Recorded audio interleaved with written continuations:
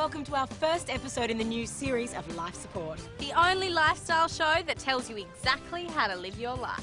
By giving you all the top experts. And all our expertise. And I must say, I'm very excited to be back. Yeah, can you believe it? Here we are again. I'm Sigourney, and as a modern woman, I feel it's my responsibility to be here for all Australian women, empowering them by putting them in their right place. And I'm Dr. Rudy. I'm your media medico and money mentor. And if you actually want to be healthy and happy, I'll show you how. Hey, I'm Penny, and I'll be fast-tracking your street education by giving you the cheat sheet on how to scan the man. I'm Todd, Life Support's DIY guy. And with the right tools, half a brain, and a bit of luck, you'll find there's nothing on earth that you can't do yourself. Tonight, I've got a simple safety tip if you enjoy a spot of rock fishing. And I've got a neat trick that'll ensure you have access to all the parental cash you need. I've got some wonderful dress-up ideas for children's parties. And in my men's health segment, I'll be looking at the career benefits of homosexuality. Oh, geez, Dr. Rudy, I'll be keeping my eyes out for that segment. Yes, we've got all that and so much more. So let's get started.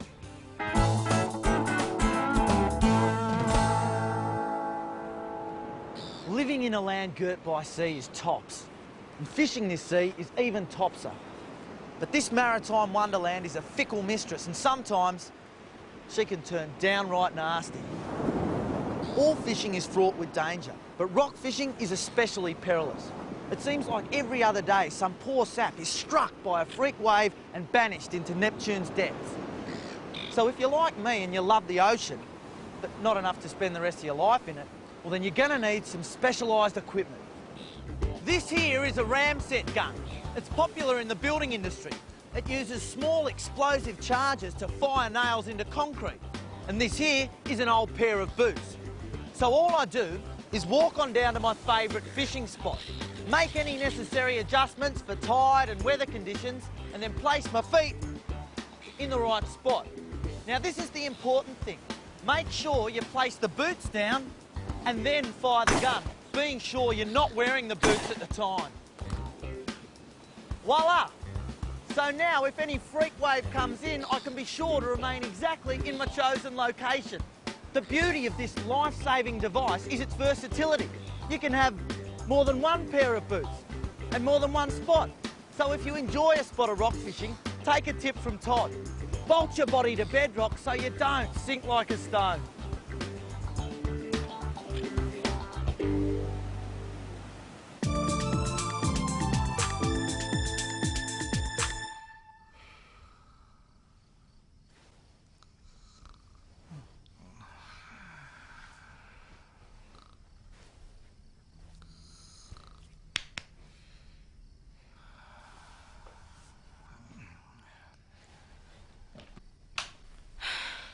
If you're a modern woman like me, you really need to be cuddled by your current hottie all night. I personally can't get enough of the spoon position. Unfortunately, I've yet to meet a man who will cuddle me for more than the few obligatory minutes and then he's done. So what do? Well, tonight, I'm going to show you how you can get all the spooning your heart desires.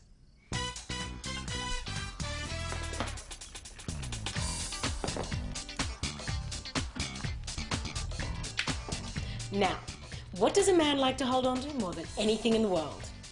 Well, okay, apart from that, what does a man like to hold on to more than anything in the world? A beer in a stubby holder. As we've all observed, a man will hold on to one of these for days. So it's simple logic then that what you need to wear to bed is a stubby holder.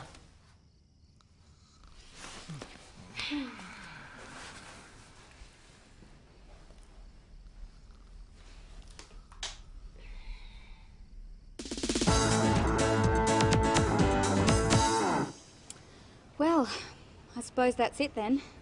Don't be too sad, okay? The worst part of a relationship is the breaking up bit. Gee, I'm gonna be real sad when I get into the whole lot of women tonight. See, this is what sucks.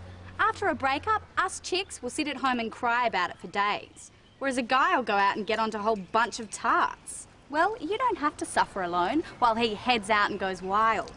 There is something you can do to make sure he doesn't have too much fun. Wait till you know his mobile phone's turned off. Then call and leave a message. Something like this. Hi, NG, it's me. I don't know how to tell you this, but a couple of weeks ago, I had some blood tests done and the results have just arrived. The thing is, I might be HIV positive, which means you might be too. Anyway, call me back. We'll talk. Bye. That's right. Tell him you might be HIV positive. That'll stop him nailing someone else straight away. I know this seems a little harsh, but you don't want to have to worry about him being with someone else while you're upset and all alone. What'll happen is he'll have to get a blood test done. And the thing about the HIV virus is it can be present but undetectable for up to 3 months. So, even after the initial test clears him, he'll have to wait another 3 months to be tested again. So for a whole 3 months, while you're getting over him, you know for sure that he's suffering too. Kind of evens things up a little. So, girls, to really reduce the symptoms of heartbreak hell, use HIV positive protection. I'll be okay. See ya. Dr. Flynn, please. Well, Penny, I must say I'm quite surprised. I've never seen you upset about a boy before. I'm actually quite proud. Oh, that? No, that was just a demo. Some chicks suffer when the bitter end comes, and I just want to help them out of that hole. Personally, I couldn't give a rat's about NG. It was time for a change anyway. If you learned to cry over a man, I think you'd find you'd be much happier. Yeah, anyway. Hey, Sigourney, did you notice at the start of the show that Rudy's dial was all bandaged up? Yes, of course I did. I think we all did. Anyway, he's not trying to conceal anything. Yeah, like, so, well, what's up with that? Oh, listen to you all concerned. He's all right. No, it's not that. I just don't like to be left out of the loop. So what's the story? Well, during the series hiatus, Dr. Rudy took in a little heli skiing. You know, they helicopter you in to ski where the powder is purest. Right. And he had an accident. Yes, he sprained his ankle. His ankle? But his face is all bandaged. Yes, while he was waiting to be rescued, he got frostbite. On his face. He's got a frostbitten face. And it could have been more serious. But luckily, he knows a surgeon who specialises in face saving. So lucky for us, his boyish good looks will continue to grace life support. Yeah, well, in that regard, I'm kind of digging the bandages. Well, speak of the devil, here's Dr. Rudy now with more comforting counsel for concerned mothers. You know, I get a lot of letters from concerned parents whose children have come out to them as gay. Like this one from Mavunwi McGregor, who's worried that his son's homosexuality will affect his career in the armed forces. Well, Mavunwi, being openly gay in the Australian military isn't a problem. From a PR point of view, the homosexual is a perfect soldier. Let's face it, no one likes to see a family man come home in a body bag. And now that your son is out, his career will probably soar. You see, thanks to the trend of hiring homosexuals to appease the politically correct, normal employees are being passed over for promotion. That's right, there's a glass ceiling all right, and it's smudged with straight men's handprints. And it's not just the military. As a gay, your son is open to a wider variety of prestigious jobs. With a healthy income, he can enjoy spending on just himself right now. He has no dependents and no need to save for his superannuation, because growing old is an indignity he'll probably be spared from.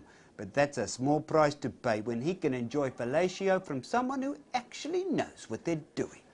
So there you have it, Mavunwi, and all you other military mothers. Rest easy. Not only is it okay to be gay, but it gives you plenty of positive pull in today's namby-pamby society. Bye now.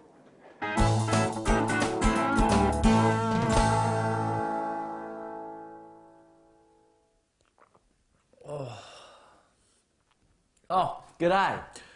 Every man loves to have a beer every once in a while. Todd, I told you to cut down. You drink too much. But this is the problem. I'm not too keen on the nagging that comes with it. And if you're like me and your lady friend wants you to drink less beer, there is something you can do. Today, Todd's tip is all about drinking all the beer you need without getting your other half offside. The thing is, beer's too identifiable. One look at a glass filled with the amber fluid and it's obvious what you're drinking. So, what we're going to do is paint the inside of the glass white. That's right.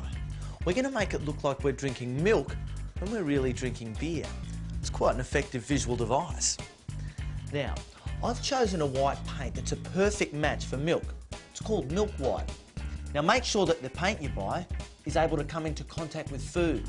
Your local DIY shop should have plenty. It's made for painting crockery. See how I've painted nearly up to the rim but not all the way to the top? That's where you pour your beer up to. Look at that. It's a glass of beer that looks like it's a glass of milk. I'm feeling healthy just looking at it. Now let's see if it works on the little lady. Oh, Todd, I love it when you're healthy, sweetie. You see that? Praise instead of nagging.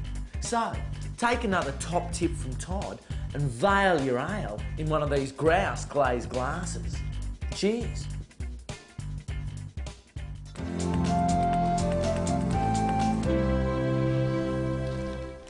It seems that since the beginning of time, men have always had trouble finding the Grafenberg spot, or the elusive G-spot. It's been so elusive that even some medical men have claimed it was something us modern women made up to maintain our mystery. Well, tonight, girls, I'm going to show you a way to guide even the most uncoordinated man right to where it feels good. Now, a woman's G-spot is located approximately 2 to 3 inches inside the vaginal canal on the anterior or front wall of the vagina. It varies for every individual woman. Now, seeing as a man can't seem to tell when he's found it, it's up to us to let him know in a layman's language that males understand. Work out for yourself where your G-spot is. Then, on a condom like this one, mark from the tip of the condom A, B, C, D, E, F, G, making sure the G is where your G-spot is. Then as he enters you and gets up to G, he knows that his tip is on your G-spot, and that's where he should fully focus friction. And remember, you can also mark letters past G all the way to, say, Q. And finally, simply roll it back up and you're ready to go. And there you have it, ladies. You've made finding the G-spot as easy as ABC. The what? The Grafenberg? Usually the boy know very well more than me. The boy know better than me. Pass. Where's that? What the fuck's a Grafenberg? The G-spot, Mum. Oh, that's the G-spot. I don't know. What is that? I don't know, somewhere inside her. Oh, is it? Okay. Yeah, Mum has no idea and I'm not going to. I didn't know what that one was. Well, young Penny, some interesting observations out there. Yeah, and I've got to say, I've made an interesting observation in here. What exactly does that mean? Oh, come on, man. Frostbite on your face? Don't bullshit a bullshitter. I can't be duped as easily as Sigourney, and especially Todd. What's the real reason behind the bandages? This is all quite preposterous. Are you implying I've been lying? I just think that people at home would be interested to know the real reason. Which is what? Pray tell. Oh, come on. You've done a little bit of a makeover on yourself. Maybe a little tuck around the turkey neck, ironed out the crow's feet? If you don't mind, I've never had a turkey neck or crow's feet for that matter. No? All right. I admit it, yes. I've had some minor corrective surgery. Well, duh. The fact of the matter is, I'm quite tired from all the attention that comes from being a national gay icon. Because it appears some people can't separate being an icon from actually being gay. And how does cosmetic surgery fix that? Not cosmetic, Penny. Corrective. I'm afraid I may have given a slight impression of gayness. So I've corrected that with some new heterosexual facial features. Because in fact, I'm as straight as Rove McManus. And when the bandages come off next week, you'll all know it for sure. That'll be something to look forward to. Anyway, I think we should move on now, Dr. Rudy. That's right, Penny. And let's do that by taking a look at this.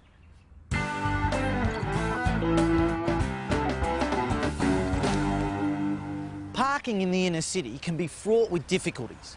even if you do find a park, thieves and parking fines can almost make you wish you didn't own a car. Car parks are expensive and a garage will set you back at least $100 a week.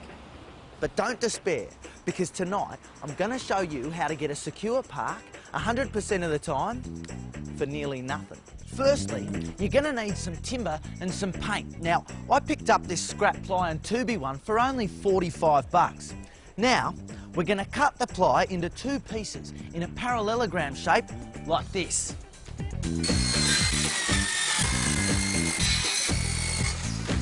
Next, you'll need a piece like so and 2 for the ends. Then, just paint it with any old paint you got lying around. Then, just throw it all on top of the ute and then drive to your desired parking destination. Now, if you choose your time well enough, you shouldn't have any trouble finding your perfect park. So once you've found your spot, simply screw it all together. And there you have it. Looks to the world like a large skip bin, but in fact, it's your very own private garage. Now, when you're putting on this front section, make sure you use 2 hinges, so it'll work like a door. Now, the other important thing to remember is to put a lid on your faux bin. I mean, you want to protect your vehicle from the elements, and you also don't want to come back and find it buried under a mountain of other people's rubbish. So simply screw on a roofing piece and then decorate it with some durable, affordable and natural finishings. So, take a tip from Todd. Don't let persistent parking problems punish you. Produce your own protective parking place today, and you'll be guaranteed a park 100% of the time.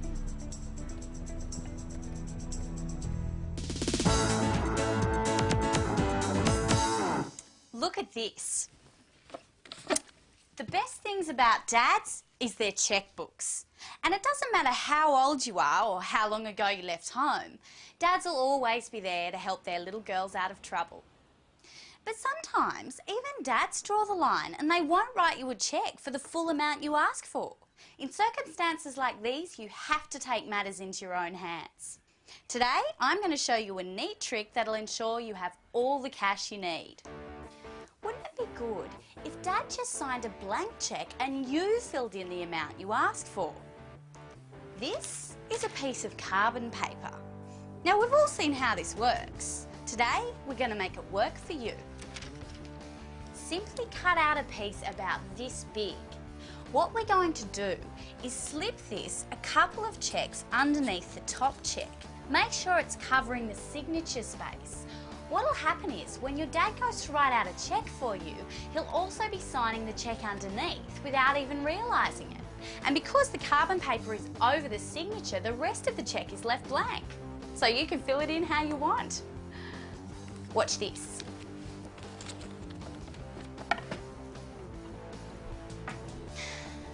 How much do you need? 800, Daddy? I'll give you 5. Okay, Daddy.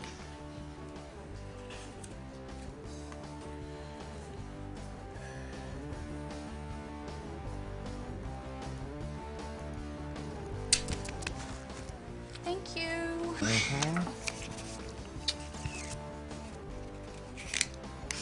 Look at this. A blank cheque with absolutely nothing else written on it. So, there you go. Get yourself some carbon paper and get 2 cheques for the price of 1. See ya.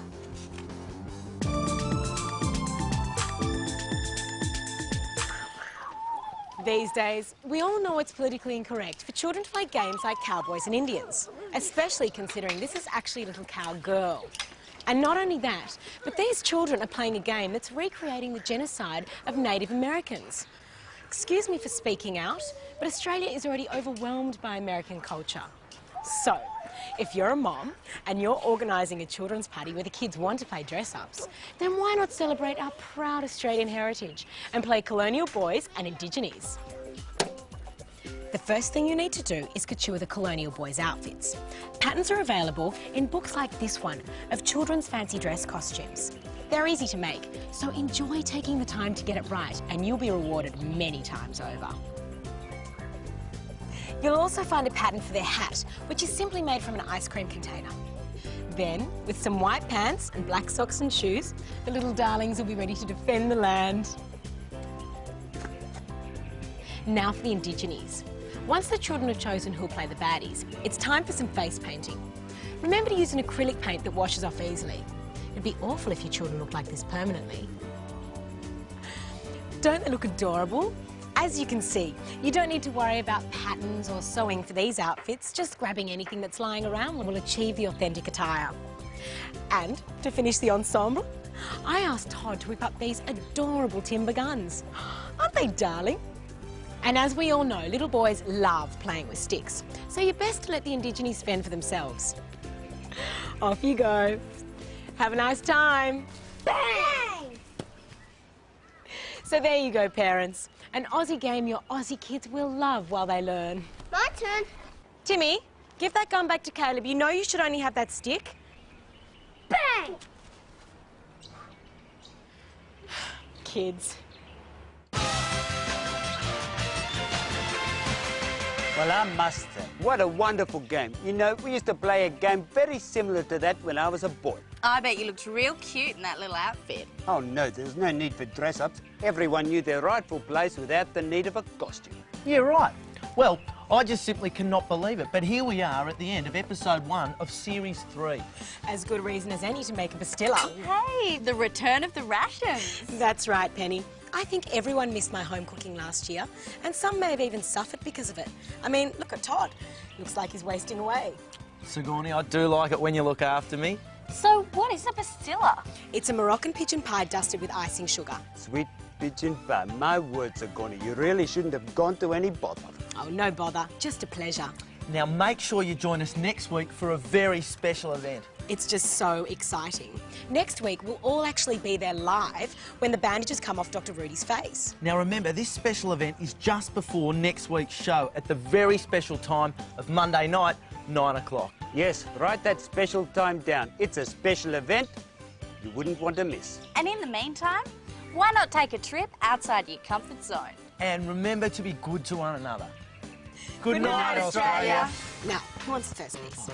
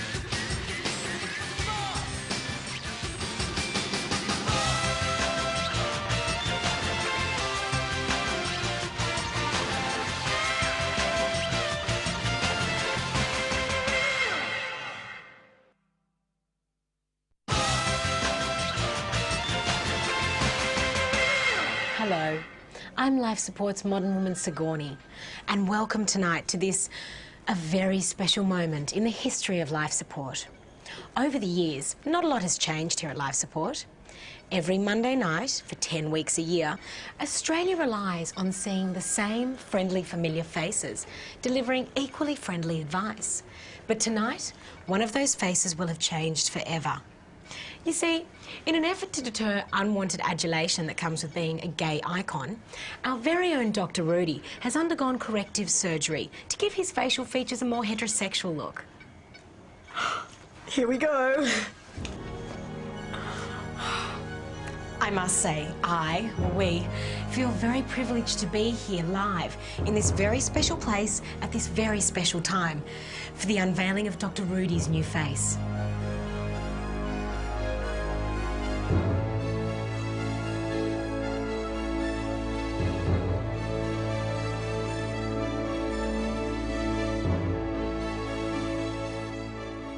And for Dr. Rudy, so much hinges on this new face. Will it be photogenic? Will it generate the right sort of fan mail? And will it still be recognised at the flower drum? This is the final bandage now. Mirror, mirror. Oh my God. Yeah, right. Yeah, I'll get used to it. But will they?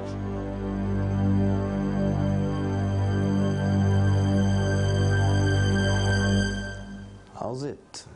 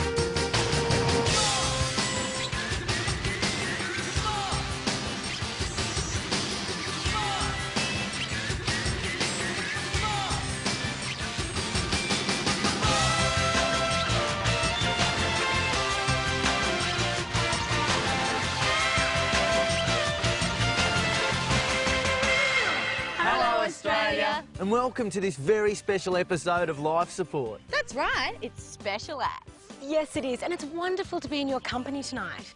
How's it? I'm Dr. Rudy, and as you can probably tell just by looking at me, I like women. I'm Penny, and as you can probably tell just by looking at me, I've got all the info you want to know. I'm Todd, and I don't know what you can tell just by looking at me, but I'll give you a clue. I'm the man that's handy here on Life Support. And tonight, I'll teach you a surefire way to eliminate car thieves. In my popular More Money segment, I'll be advising you on all the best ways to invest in art. I'll be showing young mums how to get back to work without dumping the kids in daycare. And I'll be instructing all you modern women on how to achieve the right phonetics to fake an orgasm. Oh, you're kidding, aren't you, Sigourney? Oh, Todd, would I lie to you? Well, I don't know now. Well, we've got stacks to get through tonight, so let's get stuck in.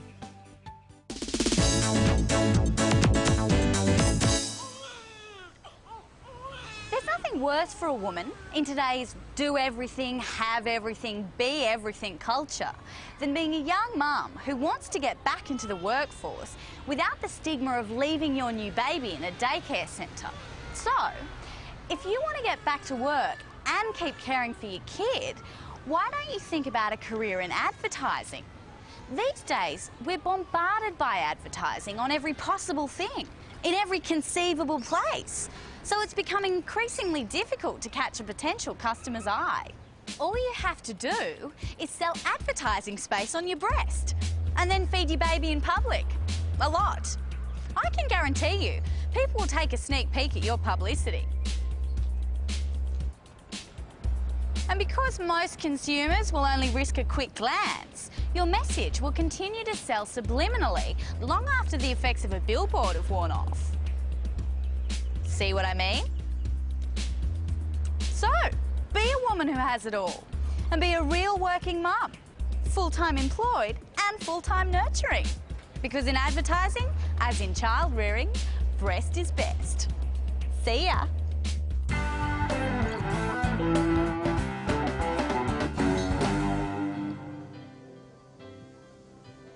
Oh, g'day. I love taking my main lady friend out to a top-tier restaurant. The atmosphere, the service, good food. Yeah, good food, but not always a lot of it. Why do these really expensive restaurants give you such enormous plates with such little food on it? Check out this main. Any bloke with half an appetite would polish that off in 2 seconds. Everything all right, little lady? You don't think they've been a bit stingy with the servings? Oh, no, everything's great. I mean, look at the size of these plates. The food must be really special. It seems for the ladies that the size of the meal doesn't matter. It's the size of the plate that makes all the difference. In fact, just because a plate's big means that a meal must be special. Well, if the size of the plate's all that counts, there's something else we can use this for.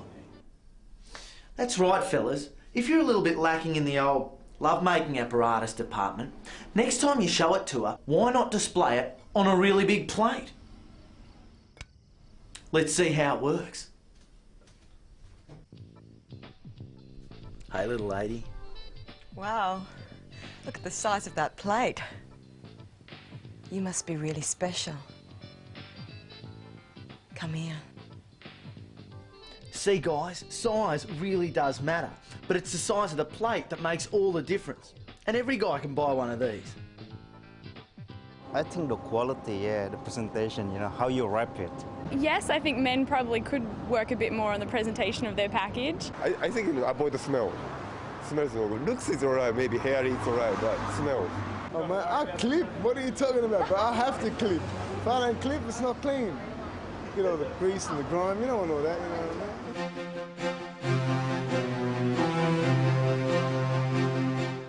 How's it? Dr. Rudy here with more monetary management mantras for all you average Australians. And tonight I want to talk to you about investments. Now, there are many things for you to invest your meagre earnings in, but at the moment I recommend you consider investing in Australian art. You see, at a recent auction at Sotheby's, a predictably primitive painting sold for over $500,000. Now, the artwork is untitled, but more importantly, the artist is now deceased. And as we know, an artwork dramatically increases in value after the death of the artist. And that's why I recommend you consider investing in Aboriginal art. You see, Aboriginal mortality rates are almost 4 times as high as any other Australians. And that's great news for the investor who is keen to get a quick and healthy return on their investment. And that's what art is all about. Now, when choosing an artwork to purchase, it's important to do your research. You need to know who painted it and where it came from. Now, I don't know much about art, but I do know about health statistics, and that's why I always try to find a male artist from the Northern Territory, preferably Arnhem Land. You see, a male artist only has a 45% chance of reaching the age of 65, and Arnhem Land has the highest mortality rate in the country. So with this information, I know if I've made a long or short-term commitment. This piece, it was short-term, so I'm off to auction. That's all there is to it. All you need to know to make more money. So don't wait, buy now. Buy now.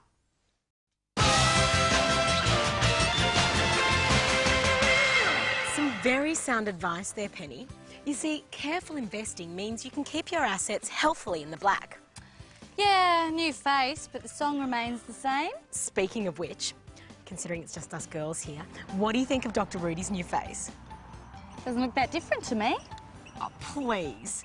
You don't think he looks more rugged, less boyish? Look, to be honest, I can't even remember what he used to look like. Really? Yeah, well, if I said I noticed any difference, I'd be faking it. Ah, but would I have believed you? Because faking it is an art form, and every woman should have the patience to perfect her performance. And right now, I'm going to show you how. Really? That's right, Penny. And you thought you were the only one who knew how do you say it? Scam the man.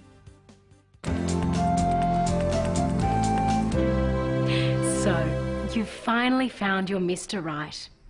His looks are sublime, his family's pure pedigree, he's got a magnificent house in a marvellous suburb, and he's a master in the boardroom. Unfortunately, there's one room in the house where he's not the master. But if you want to keep him and his quality real estate portfolio, then perhaps it's time to start faking it. Once you've decided to simulate an orgasm, the first step is deciding how. You want your faking to sound as real as possible, because if perchance he manages to improve his technique, you don't want to have to explain the difference between the counterfeit and the genuine article. So, I recommend getting in someone who's accomplished the task before and taping yourself in the throes of ecstasy. This is Gregor, not usually my type, but one night after too much moe, I found he really is quite a capable young man. Tradesmen are so good with the hands.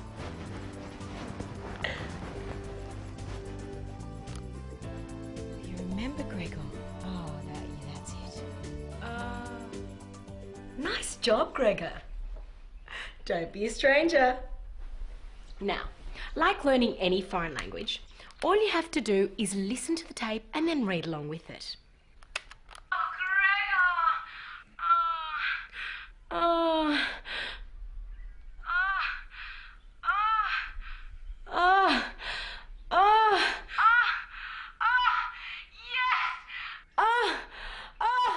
Yes! Now, just practice this multiple times and you'll achieve the right fulfilling fornication phonetics. Once you're completely satisfied with your rehearsals, you're ready for an opening night performance that will turn Mr. Right into Mr. Right Away without bruising his fragile ego. Oh, yeah. I'd rather just keep trying until it happened, and if it wasn't going to happen, I'd rather say it's not going to happen. I don't think she's ever faked it. I think it's always been real. I think all my girlfriends have faked an orgasm. I did, and it involved a very long session and spitting on somebody's back. I just couldn't be bothered anymore, you know? What do? You know, it was just too long. It was not going anywhere, so it's just a matter of flipping over and making the noise and then spitting on her back. What can I say?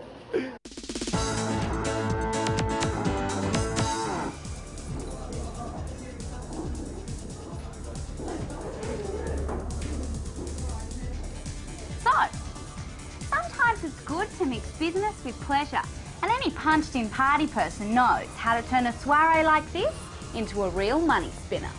Rule number 1, wait till after midnight. Everyone here has had plenty to drink and smoke.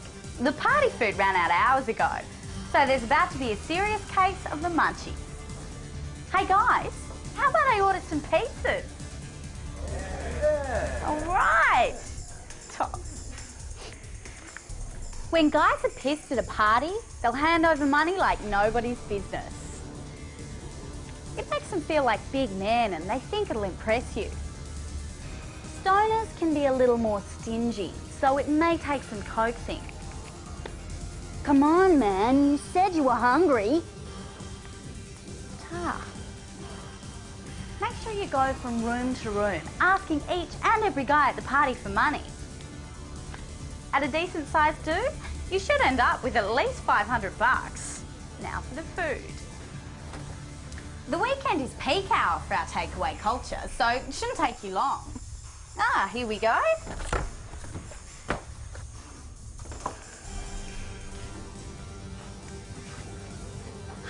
Too late, man, they ate them all.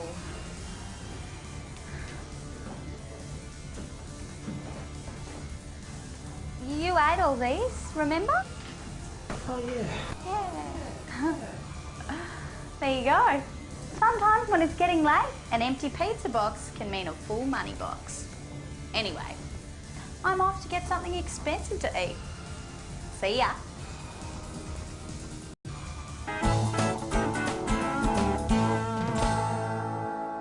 Yeah, g'day. These days, thieves are getting smarter and smarter. Even with all the security devices available on the market, you still can't be sure your car is safe because every time a new device comes out, the crooks find a new way to get around it. The bastards!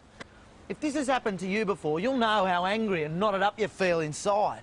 You just want to get them back and make them suffer like you've suffered. Well, today, I'm going to show you a nifty little trick you can use to make sure the next joyrider who takes your car will feel no joy ever again. Imagine a built-in revenge device that immediately punishes the crook who tries to get away with your car. What I've got here is some 1-inch flexible hosing. Now, I've attached one end of this to the exhaust pipe, and the other end I've stuck up in a small hole I've cut underneath the spare wheel carriage leading into the car. What will happen next is the next crook to start her up will automatically gas himself. Now, it's as easy as that to install, and it looks inconspicuous. No thief will ever suspect. It's a great trick for 2 reasons. You immediately and effectively deal out a dose of revenge on your thief, and you know that your car will be found within a short distance.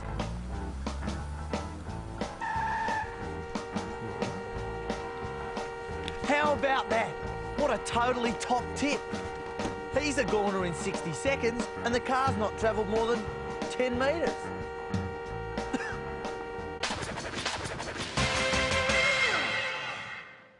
My word, Penny.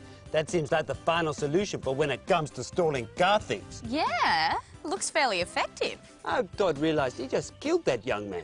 Yeah, well, car theft's a risk. I guess Todd figures if that kid hadn't tried to knock off his wheels, he wouldn't have been knocked off. I see. An eye for an eye equals a life for a Subaru. Well, that's our Old Testament Todd for you. Anyway, Penny, let's move on to happier things. What do you think of my new look? You haven't told me. Not an oversight, Dr. Rudy. Personally, I'm happy to hide from all the hyperbole. Yes, well, more importantly, I'm very interested to know what you at home think. So why not write and let me know? That's right, send your letters to Dr. Rudy's face. Locked bag 028 Crow's Nest 1585.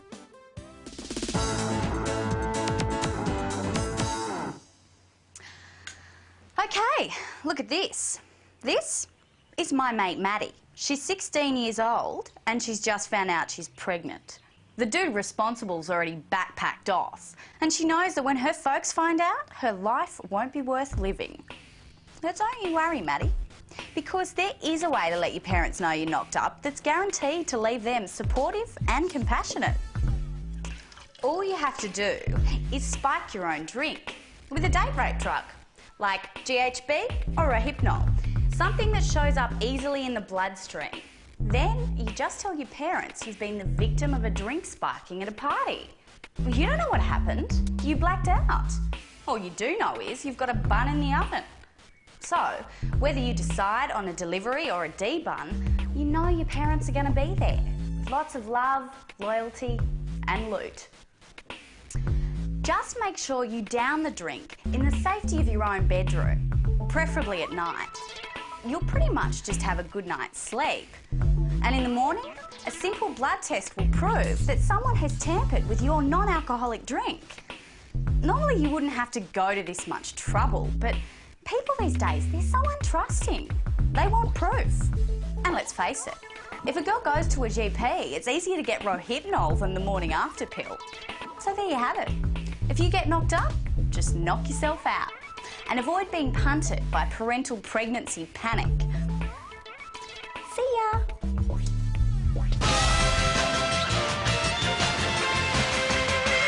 Well, Dr. Rudy, as a traditional television tradesman, that's a nice job, I've got to say. You've got yourself a real gold licence number there. Well, thank you, Todd. Yeah. Smooth edges, complementary modern surfaces and finishes, but with a classic tone, nicely incorporating the old and the new. Yes, well, Saskia is the leader in her field. Yeah, right. Although I would have probably used a Barsky double skin hook and a number 3 suture, especially around your eyes. I'll be sure to pass that on to her. And you know, I do think it makes you look more manly. You know, less boyish. Thank you, Todd. Yeah, more brooding all over. What with that slightly chiselled chin and those bedroom eyes. All right, Todd, don't go on. Unrestrained male worship is the very reason for the surgery in the first place. You're right. I think perhaps now we should move on. You're right.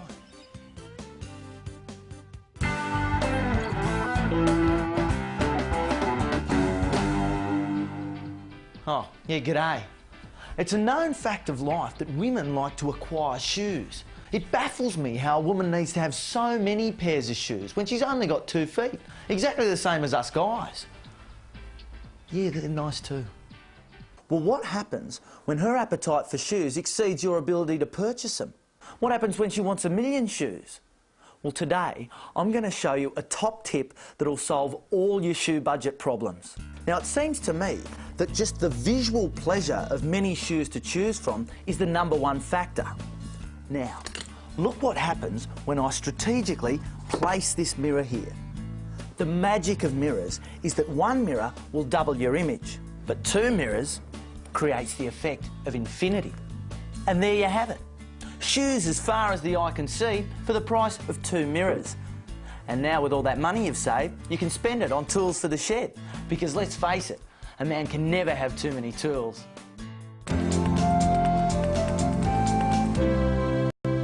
Ladies, for the modern woman, one of the only good things about getting a little bit older is that buying gifts gets much simpler, as long as you know a few of the basic principles.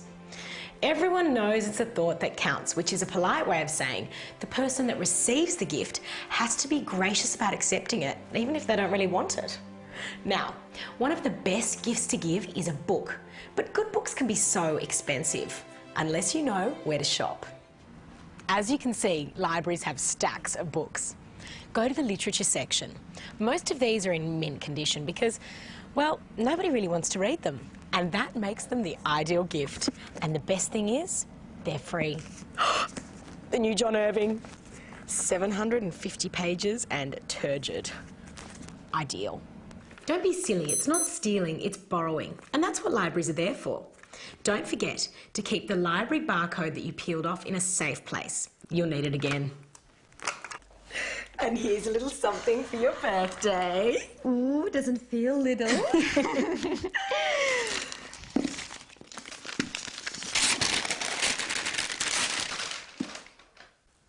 Oh, it's so great to see Irving's back, isn't it? A lot of people felt that he never recovered his form after Garb, but I heard this one is nearly as good as A Widow for 1 year. I wanted to buy it for myself, but I just couldn't justify the cost. You know how ridiculous hardback prices are these days. But maybe I could borrow yours when you're finished with it. Oh, look, I'm still finishing my Jilly Cooper, so why don't you read it first and I'll get it back from you? Oh, if you're sure. I'm sure. Thank you for the beautiful present. You shouldn't have gone to so much expense. Oh, you're so welcome. Mwah, mwah. Okay, it's safe to say she won't be asking for this again. So, it's back to the library for Mr. Irving. That's one expensive birthday gift for the price of the wrapping paper. And I can look forward to a reciprocal gift. Very expensive. After all, it's the thought that counts.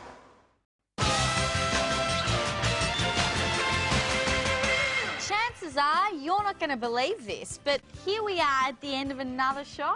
As good a reason as any to make a fondue. Way retro. Yes, it's a classic Swiss fondue made with white wine and melted cheese. My word, Sigourney, that's quite an artery-hardening treat. Yep, and it looks all right. Yeah, and cheese is choice. Now make sure you join us next week for a very special episode of Life Support when we face our greatest challenge. That's right, it's an emotional roller coaster that you wouldn't want to miss. So tune in to see if we achieve our greatest feat. That's next Monday night at the very special time of 9 o'clock. And in the meantime, all you Aussie battlers, try and have a little more faith in yourself. And continue to keep on scamming the man. Good night, Australia. So who wants to go first?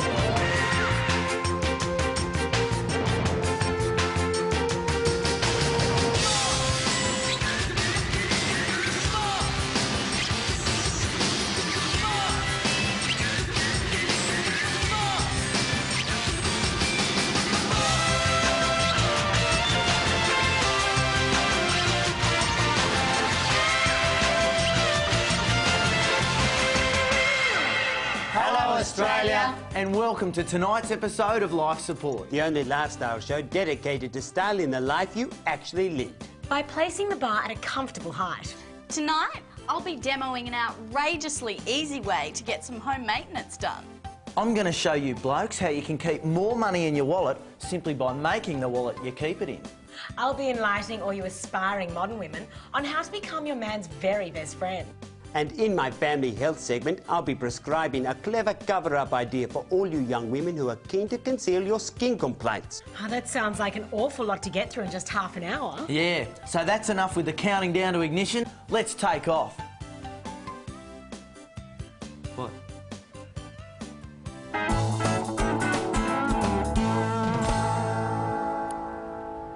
Oh, g'day. Helmets are daggy and uncomfortable. They're supposed to protect you in a fall. But if you're like me, you're not going to have a fall. So why have I got one on? Because I cop a $100 fine if I don't. However, there's a way to get out of it, and today, Todd's going to show you how. It's all about making it look like you're wearing a helmet without the restriction and discomfort of actually having one on. I want you to make my hair look like I'm always wearing this helmet. Now you might be wondering, what about this black strap around my chin? Well, that's why I'm wearing this 3-day growth. I'm going to get the hairdresser to shave a thin band all the way around and dye it black. It's going to look great.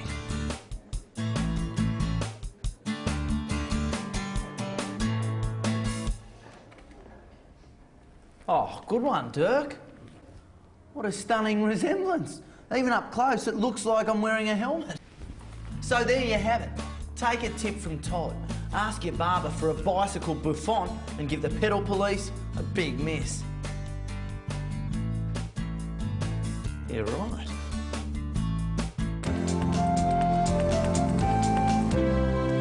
Something we modern women don't like to talk about is that time of the month.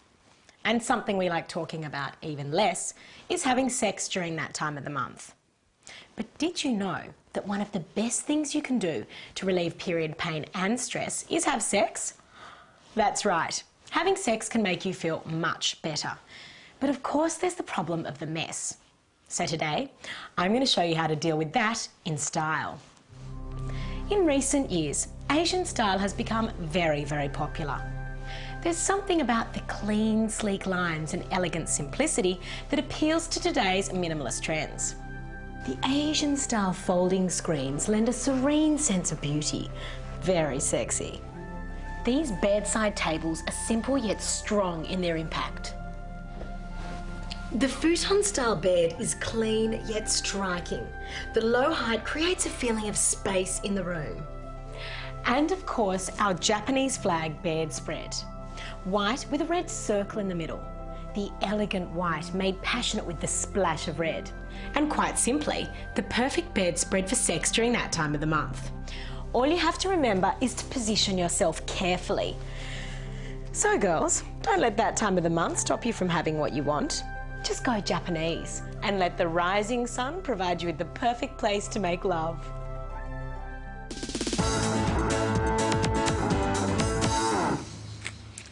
Pissed off with the amount of junk mail clogging your letterbox?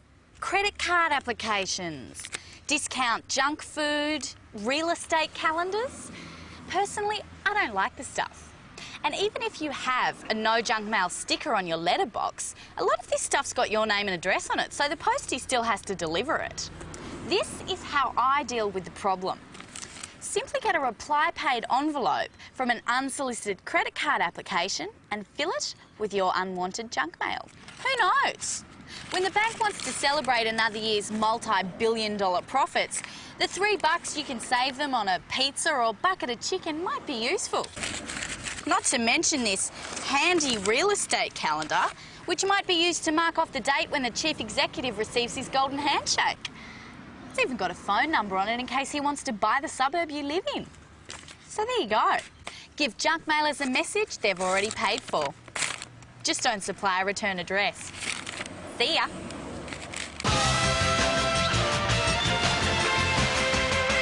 Well, Dr. Rudy, here we are, 3 weeks into Series 3, and well, so much is happening this year. That's right, Todd. So, what do you think of the new do? Pardon? Well, I've had my hair cut. Couldn't you tell? Yes, I noticed. But my mother, always a stickler when it comes to manners, taught us if you don't have anything nice to say, don't say anything at all. And I continue to live by that to this day. Yeah, fair enough. So what's coming up next? Oh, Todd, don't be like that. No, I'm not being like anything. I just think we should move on before things get awkward. Ah, speaking of which, Sigourney's next segment is all about avoiding awkward moments. Oh, let it go, man.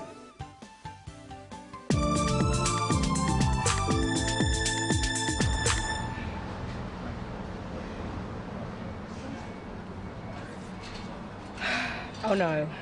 Oh, this is so awkward. See that girl who just walked in? I went to university with her. I think I borrowed her diaphragm once. Anyway, I can't for the life of me remember what her name is. Don't you just hate these difficult situations? I'll never get away with pretending I don't know her. And she'll be offended if she thinks I can't remember who she is. Fortunately, I know a third way that's guaranteed to avoid awkward situations. All you have to do is use a general form of address. Watch.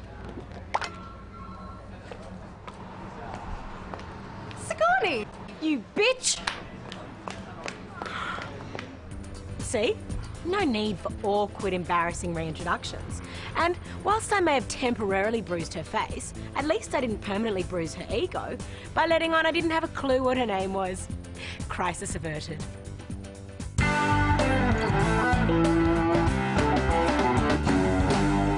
Yeah, g'day. Storage. It's probably the greatest problem facing the average Australian man. If you're like me, you've built the shed, put stuff under the house, built the extension, maybe even gone up another storey, and yet there's still nowhere to keep your lawnmower collection. Well, don't worry, there is a solution. All you have to do is build yourself one of these out the front of your house on the nature strip for easy access. Your neighbours and council will never suspect a thing. However, it's a good idea to restrict your access to the storage to late nights and early mornings, just in case.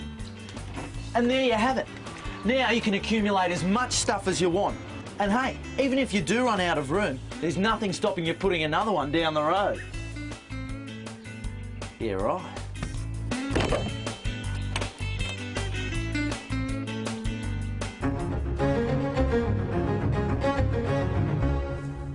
How's it? Dr. Rudy here, and today I'm going to let you in on some simple biochemical facts. If you're an athlete or amateur sportsman, you've probably encountered these energy foods. And if you lead an active lifestyle, i.e. you're hungover all the time, you've probably encountered these energy drinks. And as a medical man, I can tell you there's something all these products have in common. They're expensive. And there's something else they all have in common. They all contain lots of sugar. Sometimes complex sugars, but most often simple sugars. Now, do you know what else contains sugar? I'll tell you. Sugar contains sugar. And whereas a tiddly can of energy drink costs $4 and a tiny energy bar $3, you can buy an entire kilo of pure, natural, made in Australia energy food for less than $1. And you know what? It's 100% fat-free.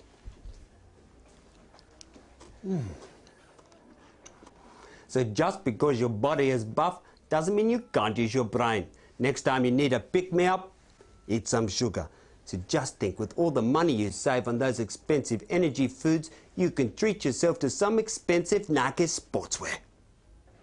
Bye now.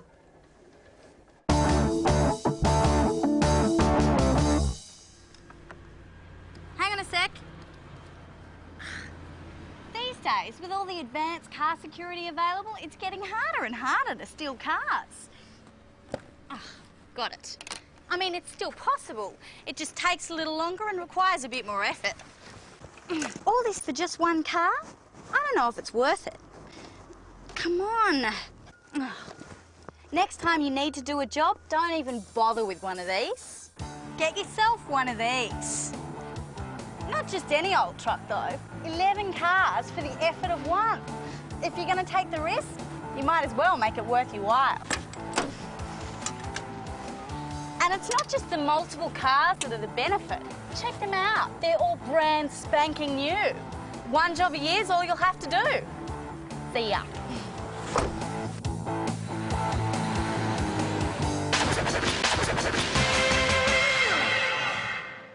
Well, Dr. Rudy, I have to say, we've had quite a response to your new look, and nearly all of them have been positive in their support. Well, nothing makes us happier in here than knowing the joy we bring to you out there. So I'm very pleased to hear that, Sigourney.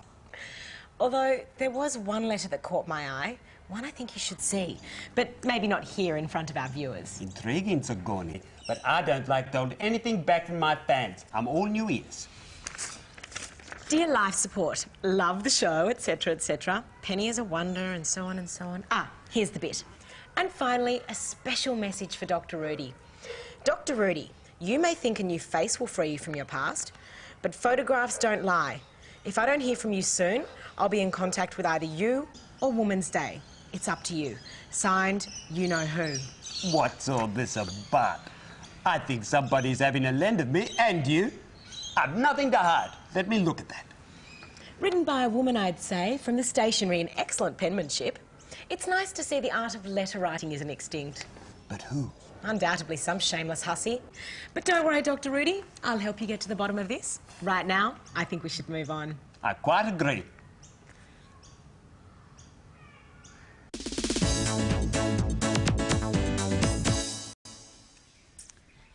Yeah, all right.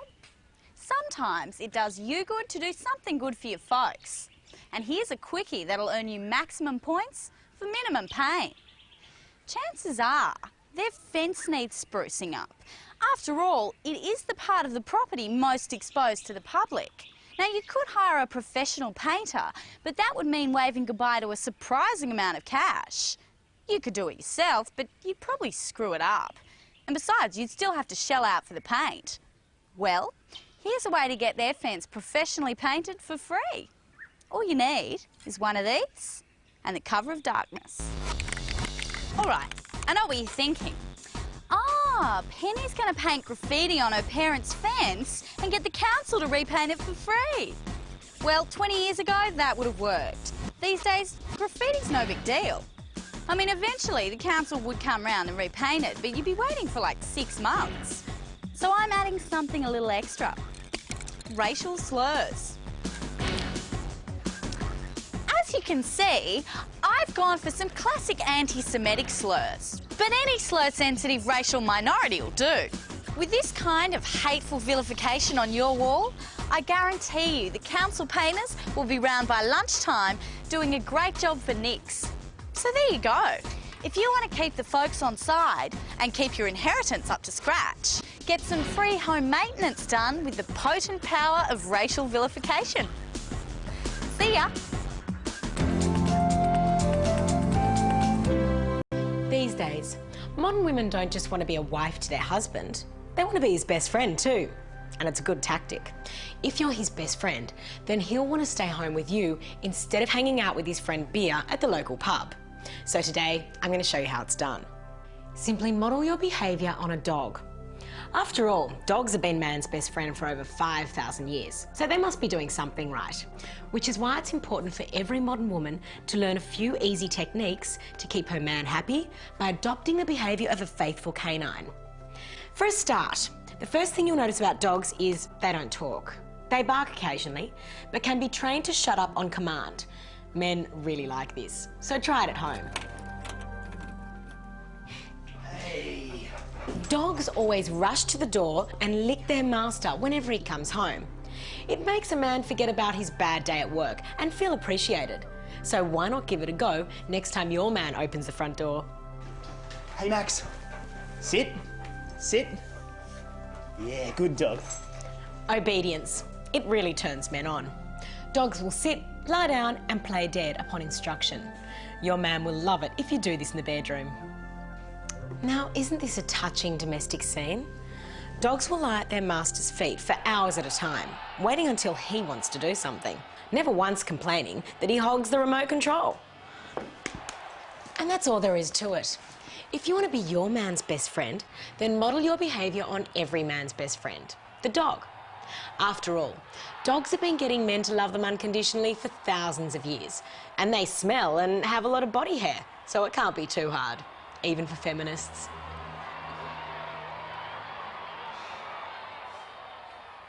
Well, coming from our cultural background, I think you'd have to be obedient. Yeah. Only because they think that they're the man, and you'd have to follow by their rules, sort of, but I wouldn't. I stick up for myself, exactly. You know, you want to know your partner and her feelings and whatever.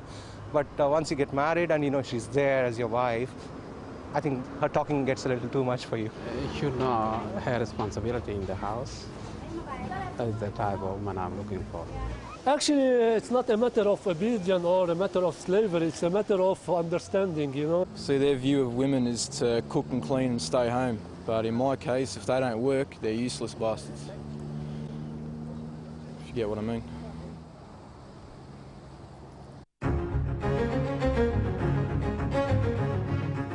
How's it? Dr. Rudy here, and today I'll be dispensing some direction from the dermatology department. Yasmin here has a date tonight with a boy she really quite fancies. After waiting weeks for him to ask her out, the night's arrived, but her usually perfect skin has betrayed her by breaking out in a blemish. Now, don't you worry, because there is something we can do so your date won't be distracted by it. Now, if you don't want him to stare at your pustule, you have to give him something else to stare at. And you can do this by taking a burns victim along on the date with you. Next to this scorched skin, even elephant hide look like alabaster, so he'll never notice your insignificant inflammatory imperfection. Now, you can easily befriend a burns victim by doing volunteer work at your local hospital burns ward. You'll find most are heavily stocked thanks to terrorist attacks, increased incidents of arson, and the occasional case of friendly fire. So that's all there is to it. If you follow my advice, I guarantee that by the second date, you'll only have eyes for you. Bye now.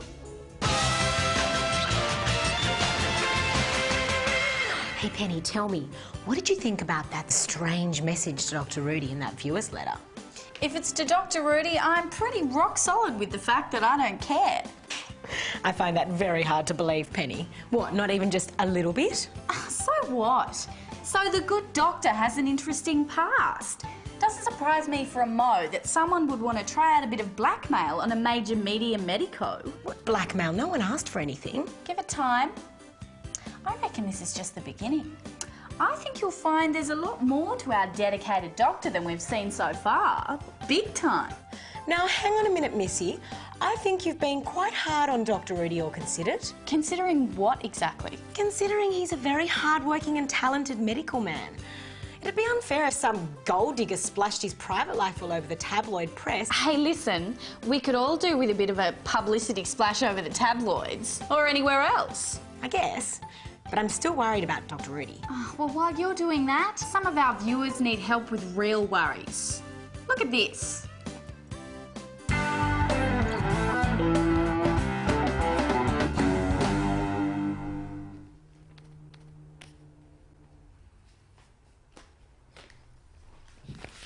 Once you've been with your lady friend long enough, and especially if you're married, an unwritten law is created. The law makes it a woman's prerogative to take money freely from a bloke's wallet. Any man who obstructs this law is branded a cheapskate who doesn't provide.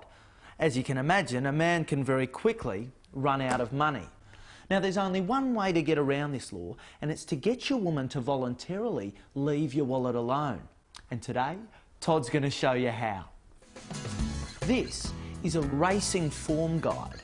Now, for some curious reason unknown to man, a woman will never pick up this section of the newspaper. So, you don't want your woman to touch your wallet, and you know she won't touch the form guide, so it makes perfect sense to make your wallet out of the form guide. And all it takes is some simple, money-saving origami. Firstly, fold it up almost to the top like this. And this goes like this, and this bit goes here. Now, make a 3-inch fold, then this flap goes over here, and make one more fold, and voila! Now, the money goes in here, and this flap folds over to stop anything falling out. And there you have it, a form guide wallet that'll save you tons of money. Now let's see if it works.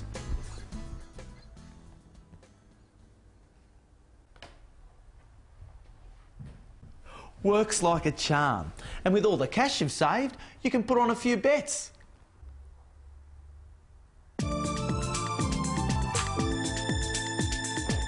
An ancient problem for the modern woman is, how do you get your house guests to leave after you've had enough of them? The problem with most guest rooms like this is they're far too warm and inviting. So, the solution is simple.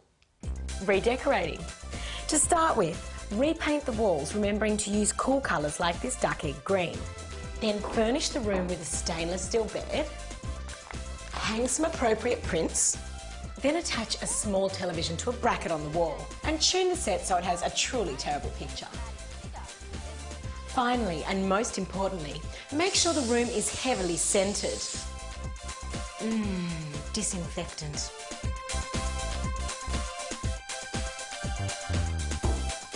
With a few simple modifications, your guest room now resembles the kind of room that nobody wants to stay in for too long. So there you have it. If you don't want your lodgers to linger longer, then decorate with hospital decor and they'll discharge themselves before time, every time.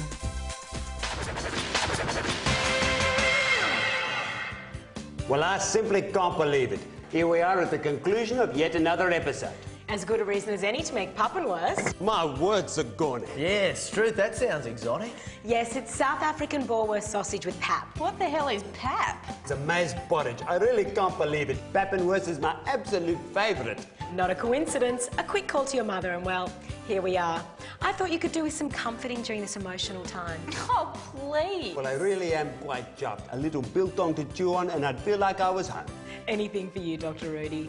Right, on that note, I think it's time we signed off. Yeah, so make sure you join us next week when we deliver an episode I'm particularly proud of. And remember to keep raging against want. Good night, Australia.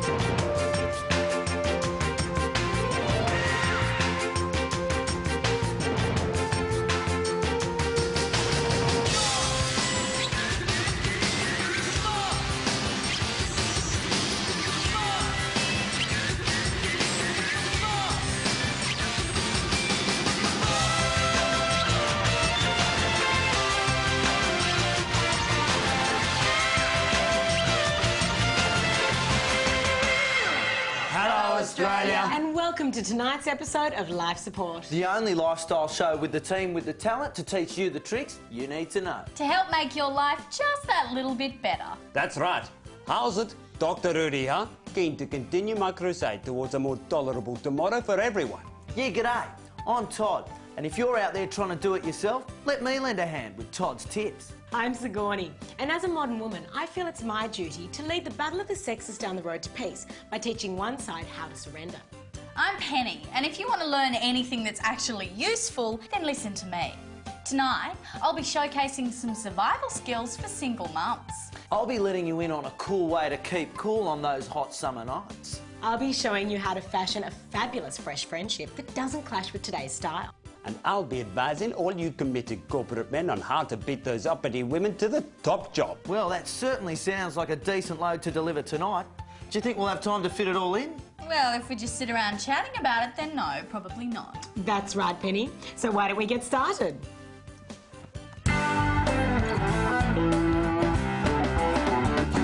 Oh, ni hao. I love Chinese food.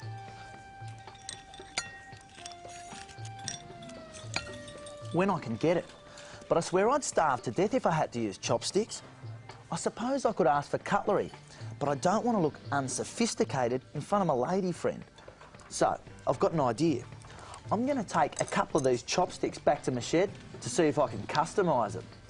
OK, now, I've got a chopstick held tight in the vise here. Now, I'm going to sharpen one end.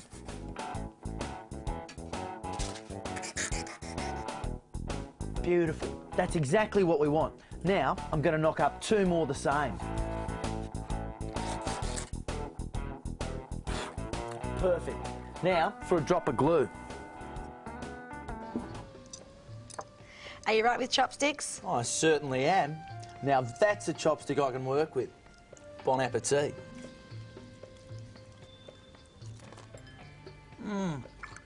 That tastes tops.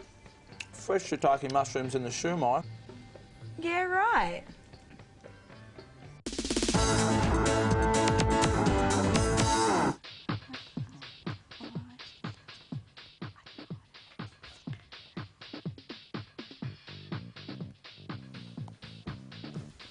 Single mums need fun too. But a first date with a guy is not going to go very far when he spots a rugrat. So, young mums, if you want to get laid, I'll show you what you need. Grab yourself some leftover carpet. I find shag pile works best. A few felt offcuts, a hot glue gun, some scissors, and a sewing machine.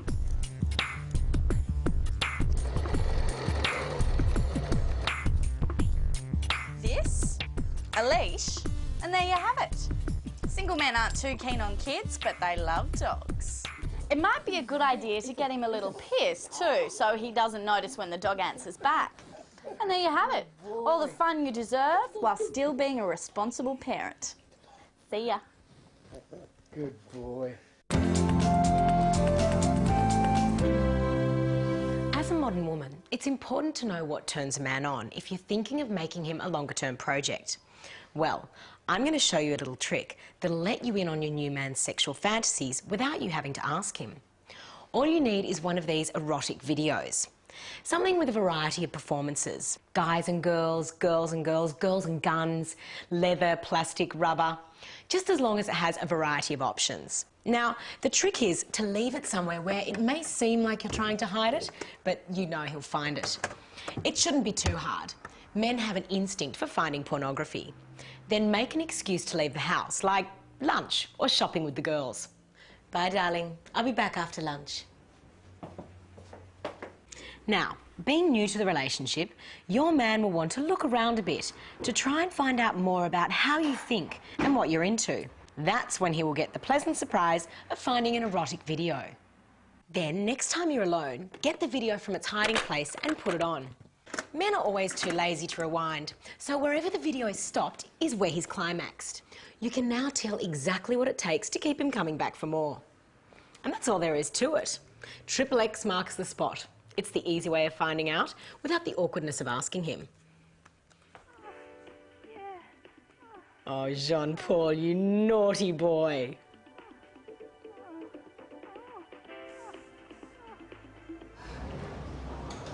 You know that I watch? No. I don't know what men think, but when he's around me, I don't think he does watch it.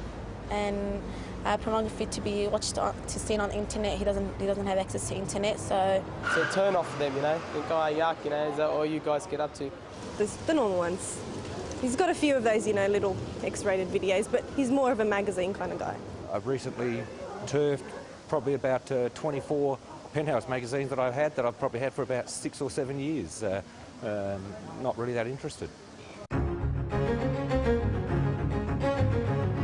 How's it? Dr. Rudy here with more advice for all you men out there. So, you've finally been asked to apply for a promotion, and word is you're in with a good chance. The only trouble is, with equal opportunity so popular these days, it's likely your strongest competitor is a woman.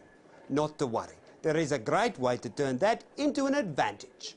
During the application period, you need to change the way your boss perceives your politically correct competitor by making him question her commitment to her career. Start by buying her a good luck present. I suggest an Ann Geddes calendar, but a soft toy will also suffice. Just make sure you give it to her in an open area when the boss is also present. Next, place an empty pregnancy test packet in the bin your boss is most likely to use. If nothing else, this will place the question of her reliability in the front of his mind. If there is a notice board, instead of equal opportunity pamphlets, why not start a petition lobbying the company to grant paid maternity leave for its staff? This will be popular with almost all passers-by. If your rival's desk is easily accessible and can be seen by passers-by, try placing a handful of catalogues for maternity wear and baby products on her unmanned desk. And finally, try and manage to mention as often as you can that your rival was feeling a bit sick this morning but managed to pull through again. This will make you appear concerned, but more importantly, will set tongues wagging and is sure to get back to the boss. So there it is, a cutthroat campaign of clues that will make sure the boss bypasses the politically correct option and will set you on your rightful course to climb the corporate ladder. Bye now.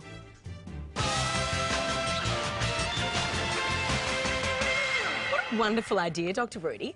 Not only does the promotion build self-esteem in the man, but a woman of any age always appreciates being reminded that her biological clock is ticking away. Yes, well, it's all well and good for women to prove they can do a job just as well as a man, but they can so easily lose focus on what they should be doing. Like having babies.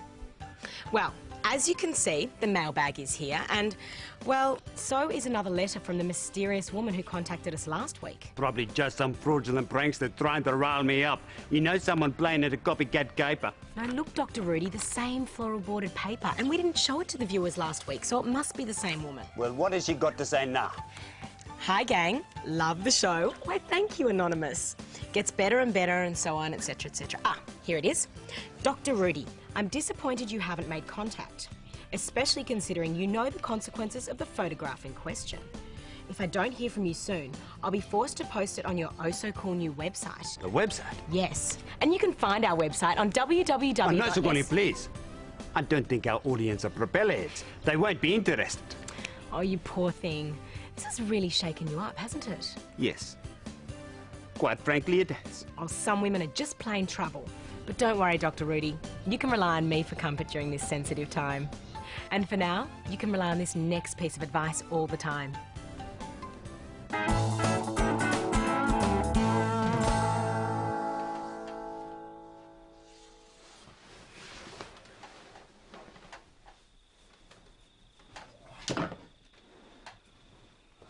Yeah, g'day. Don't you hate summer nights that get too hot? No matter how few clothes you've got on, it's still impossible to get to sleep. I use a trick I'm supposed most of you know already. At regular intervals, I turn my pillow over, finding the other side is usually cooler. It works for a little while, doesn't it? Until you turn it over and the other side is still warm from the last time. So now you've got both sides warm and nowhere cool to lay your head. Well, today, Todd's going to show you how to make a special pillow that'll stay cool for twice as long. The thing with a pillow is that it's only got two sides. So what I've made here is a four-sided pillow. See, with four sides rotating, you can get twice the coolness because the warm side has much more time to cool down. And by the time you come back to it, the original side has had 3 times the normal cool down period. So let's test it out. Once it gets hot, I'll just rotate. Oh, nice and cool again. Oh, starting to get warm. Oh, beautiful. And just in case I drool a bit and get this side wet, I'll rotate again. Oh, and there you have it. Another top tip from Todd. With 4 sides to choose from, you'll never be left without a cool side ever again.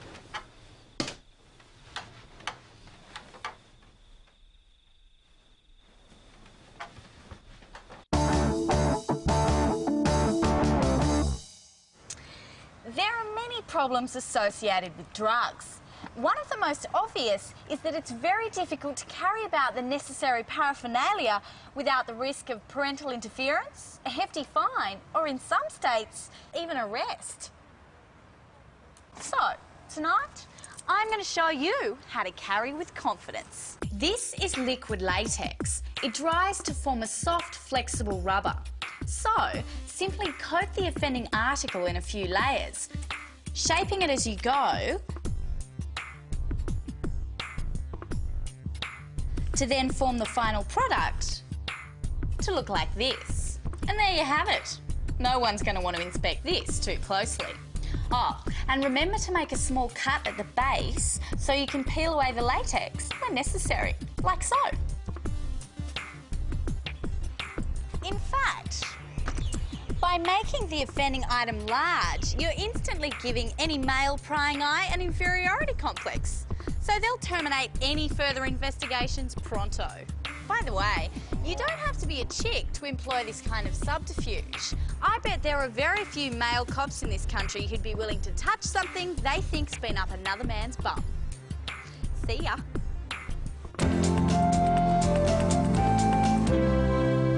Now that the SARS epidemic is over, Asian culture is back and it's hipper than ever.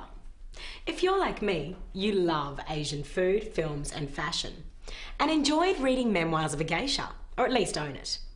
But there is one ultimate Asian fashion accessory you may not yet have: an Asian friend. Asian friends are great. They can open a world of new cultural experiences for you. Also, they're generally petite like you, so they won't get as angry as your fat Western friends when you can fit into small sizes. There is, however, one problem. Eileen, you'll never guess what happened to Bruna last night. Sigourney, over here. Finding your Asian friend in a crowd of other Asians is nearly impossible. But don't fret, there is a solution. Just make your little Far Eastern buddy one of these. You can make your neck piece in any colour. Just make sure it's bright so you can find your friend in a crowd. I've also fitted mine with some bells so I can find my little crouching tiger if we get separated in the streets of Chinatown. Jeez, thanks, Sigourney. Oh, Lynn, you're so welcome. Hey, you want to go get some yum choy? It's yum cha. Oh, whatever, as long as it's yummy. Isn't she cute? That's what I used to think. But I went to Korea, opened a restaurant in Korea, and you can actually distinguish them. Like the eye features, you can actually tell the difference. From a Japanese, Chinese, Vietnamese, you can. In Australia, you tend to think they all look the same, but no. When you go over there, into those various countries, they all look different. Well, Sigourney, it's nice to finally have a chat with you. Sorry? Well, it's the first time we've had a little one-on-one this year. I've been missing our interludes. Oh, that's nice, Todd. I've missed them too. Oh, good.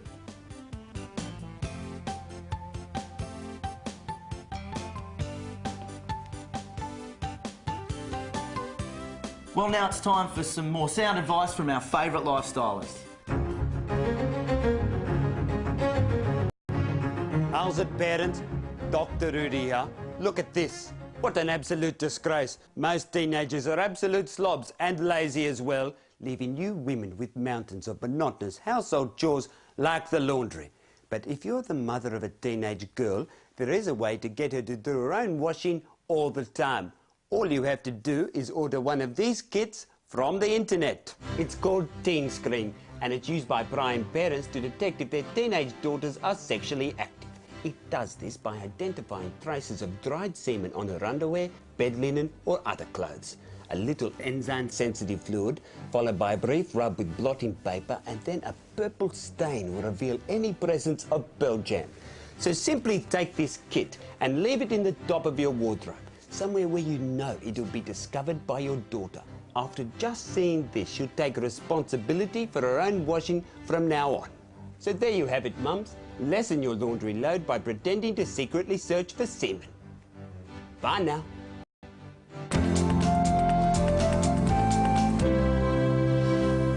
Now, I know I parked around here somewhere. Look at the size of this car park and look at all these cars. This is a very common thing that happens to us modern women. Because when we park our cars, we're not thinking about leaving, we're thinking about shopping. So today, I'm going to show you a way to eliminate this problem forever. Now, men have a natural instinct for cars that we girls don't have. It means they can locate theirs amongst thousands of others. What we girls do have, however, is a natural female instinct for spotting a sale. Now, where's the car?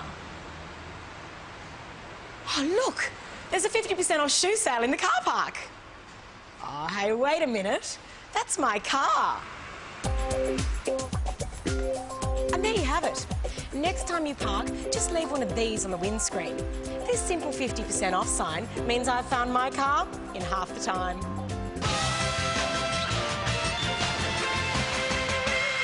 Well, Penny, it's nice to finally have a chat with you. Sorry? Well, it's the first time we've had a little one-on-one this year. Been missing our interludes. Yeah? Yeah. As colleagues, I find we always communicate well on a close, personal level.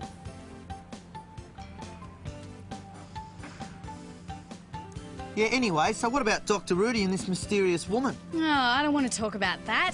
Yeah, all right. How come? Oh, well, it just seems like ever since we've been back on air, all we ever talk about is Dr. Rudy. First it was his face, now it's this mysterious woman. He's hogging the screen time. Big time. Yeah, but this letter business isn't his fault, though. Are you sure? How do you know he didn't write that letter to himself? Why would he do that? To keep the conversation about him. To raise his profile above the rest of us. Yeah, right. So, let's just say I'm as keen as Sigourney is to find out what's really going on so we can rebalance the team. Yeah, I hear you, Penny. Well, while we do that, why don't you take a look at this? Yeah,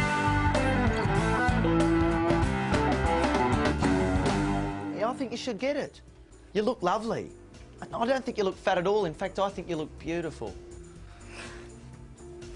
There's nothing worse than lying to your lady friend, except maybe telling her the truth. I mean, sure, I think she could lose a couple of extra kilos, but as any bloke knows, I would have got killed for even suggesting it. Well, now, there is a way to get her to shed those extra kilos, and you won't even have to mention it. All you need to do is buy your lady friend a dress. Something figure-hugging that fits perfectly. And I now know from this one shopping trip that she's a size 12. Now, here's the important thing. Before you give her your very thoughtful gift, all you have to do is remove this size 12 label and replace it with this size 16 label. Then, when she tries the dress on, she'll see that it fits perfectly. But when she sees the size, she'll just assume she's put on weight and immediately start a regime to lose it. She won't care if she thinks that she looks good or feels good. Size is everything, and when it comes to figures, this is the only one she'll care about. Now, not only that, but you'll also score some huge points with her by insisting that she doesn't need to lose any weight because you think she looks beautiful just the way she is. So, take a tip from Todd. If you want your lady friend to make a few minor alterations to herself, simply make some minor alterations to a frock and watch the dress sizes drop. Got you a little something just for being you. Oh, Todd, you shouldn't have. The pleasure's all mine.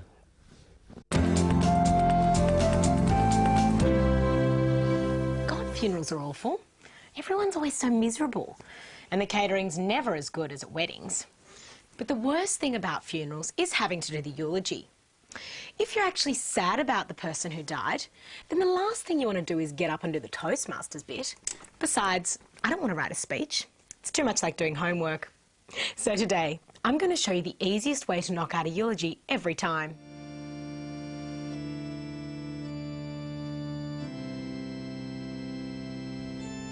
All you need is a big wad of paper.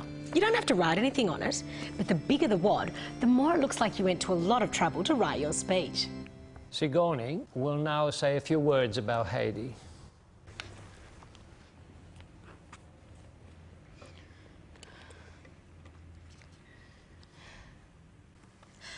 Heidi was... She was a great...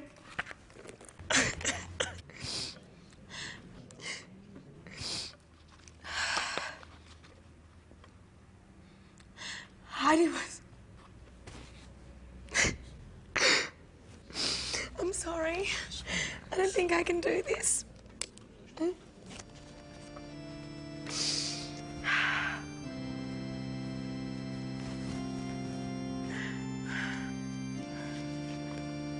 And that's all there is to it. Everyone will have enjoyed that eulogy. They'll be impressed by how much I care, and they'll be grateful they didn't have to listen to a long and boring speech. With any luck, I'll find a strong man's shoulder to comfort me in my grief at the wake. Here we go.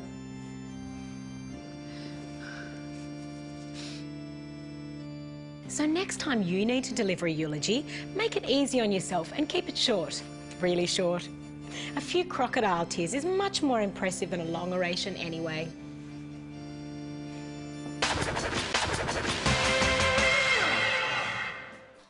try if you like, but you won't believe it. Here we are concluding another chapter. As good a reason as any to make gozlami. Oh, gee, Sigourney, that sounds exotic. It certainly does. Yeah, but it's not. Penny, I think you'll find it's quite exotic and a real treat. I think you'll find it's a Turkish cheese and spinach pancake, and as far as I'm concerned, it's the bourgeois Big Mac. How so? It's riding the current fashion wave at just about every middle-class market and private school fete around the country.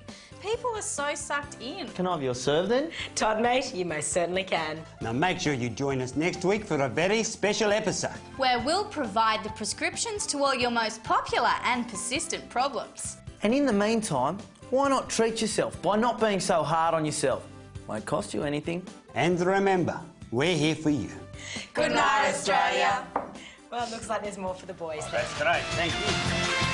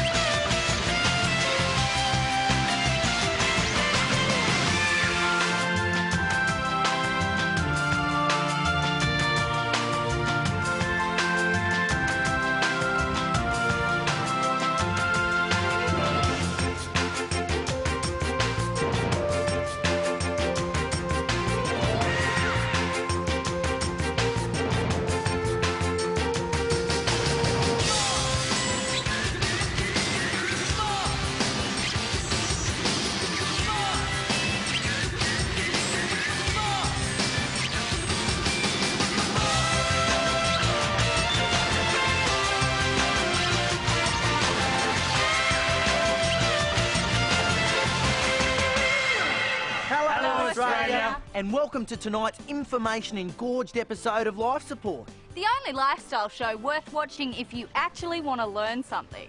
Because it's the only lifestyle show with all the information you need to put style into the life you lead. That's right. How's it? I'm your resident media medico, Dr. Rudy. And tonight in my men's health segment, I'll be showing you the safest way to enjoy a one-night stand. Among my top tips, I'll be teaching all you blokes a tricky way to fast-track that desirable six-pack stomach. I'll be giving you the dope on a drop-dead easy way to make sure your dog doesn't stray. And I'll be showing all you modern mothers the right way to photograph those happy memories of your little ones. Well, that sounds like quite a lot to enjoy tonight. Do you think we'll have time to fit it all in? Oh, well, we always seem to. Yeah, we sure do. So let's give it some gas and get on with the show.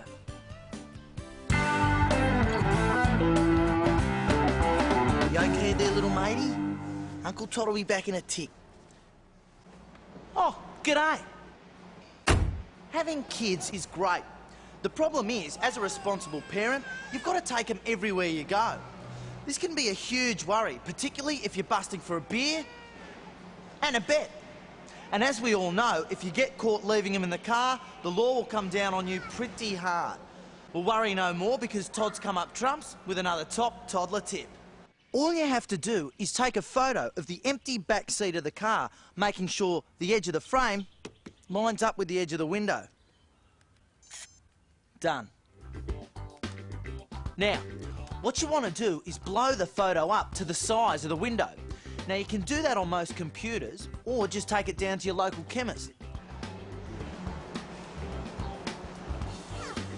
And there you have it. A great way to care for your kids while keeping them close by, without the worry of being nabbed for neglect.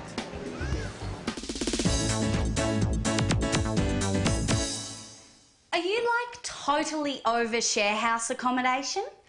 The endless parade of dodgy flatmates. A bunch of yuppies slumming it in pseudo-student bohemia. They drink all your booze, they eat all your food, and never stop partying. Not that I'm one to knock a good binge, but sometimes you've just got to have quiet time and a well-stocked fridge. Well, fret no more, because I've found the perfect prospective flatmate. Meet my friend Akmal. He's recently escaped from Woomera Reception and Processing Centre, and I've installed him in my inner city pad. He's the perfect flatty. He's clean, washes 5 times a day in fact, does his laundry on a regular basis, and all my bed linen and tea towels as well. He won't even eat my meat or drink my booze because it's forbidden. Now, we all know that Arabs have terrorist connections and have their own collection of biochemical weaponry. But let's face it, in this day and age, there's kudos in having a few dirty bombs in the backyard.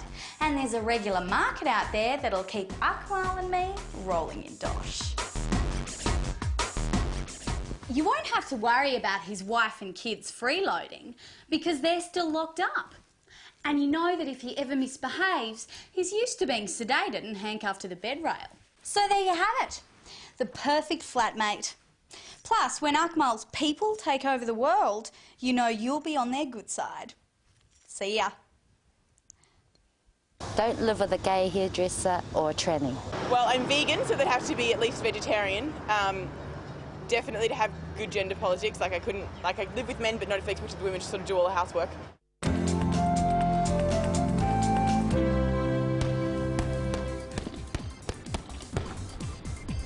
Whew.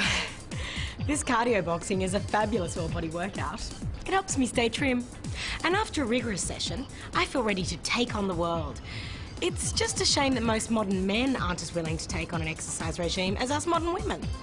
Sadly, it's an increasingly common problem for gorgeous, taut-bodied women to find themselves in relationships with flabby, unfit men. It's just not good enough. Of course, if he's a real fatty boomba, then no amount of nagging will get him to a cardio boxing class. So, if you want your love mate to have a body like Anthony Mundine, then it's up to you to get him swinging a few punches around the home. All you have to do is provide the incentive. I've been sleeping with your best friend, Mark. Mark has a much bigger penis than you. Punches improve his upper body strength and raise his heart rate for a full cardiovascular workout. And you can get him to work on his legs by making him chase you around a bit. And finally, after you've taken him through a good workout, don't forget to take him through a few stretches. The most effective way to do this is by regular make-up sex. It doesn't lead to too many nasty strain injuries. Come in, Carlo. And there you have it. If you can get your man to spar with you at least 3 times a week, he'll be looking trimmer and feeling fitter in just a few short months, which has got to be good for the long-term prospects of your relationship.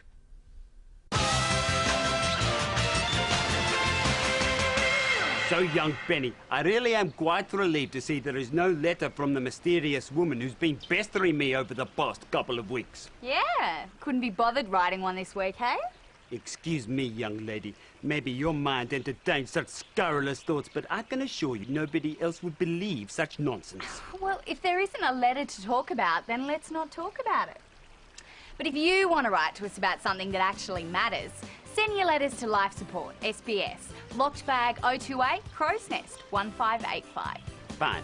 Now here's another top tip from Dot.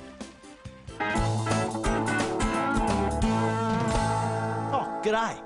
One of the biggest problems living in the city is the lack of privacy. It's all very well to have bay glimpses or a leafy aspect, but what good are they when your neighbours can see everything that you're doing day and night? You draw the curtains, you not only lose your view, but also your main source of light. Well, now, there's a great way to maintain your privacy, ensuring that no one's watching you from the other building and still enjoying your hard-earned view and the natural light. All you'll need is one of these. Now, whether you use a real telescope or build one like this doesn't matter. The point is, as long as it looks real from across the road. Now, position your telescope as visibly as possible at the window in question, making sure that it's pointing towards the building across the road. And there you go. Anyone up there who's been gawking into your lounge room will now be shocked to notice that you've purchased a high-powered telescope and that it's aimed directly at them. Their immediate reaction will be to draw the curtains, which in turn will secure your privacy, leaving you to enjoy whatever view you have day and night, safe in the knowledge that no one's watching you for fear of being watched themselves. And so that's all there is to it. Another top tip from Todd for tower tenants.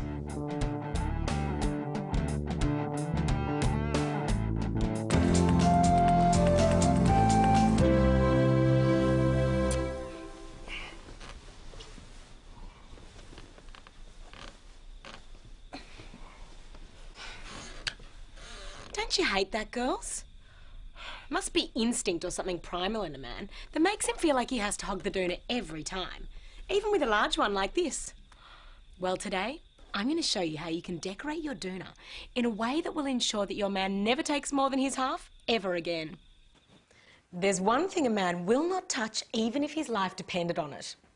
Sanitary products. I don't know what it is, but men will avoid these like the plague.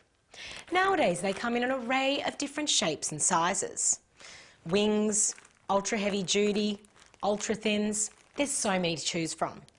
What we're going to do is use these different shapes and sizes to decorate your half of the doona.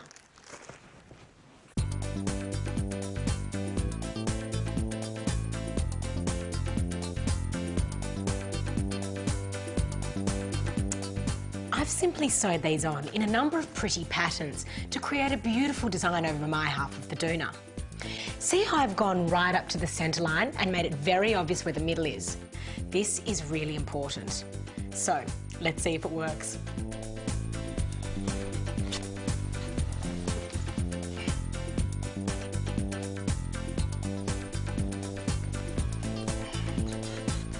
See?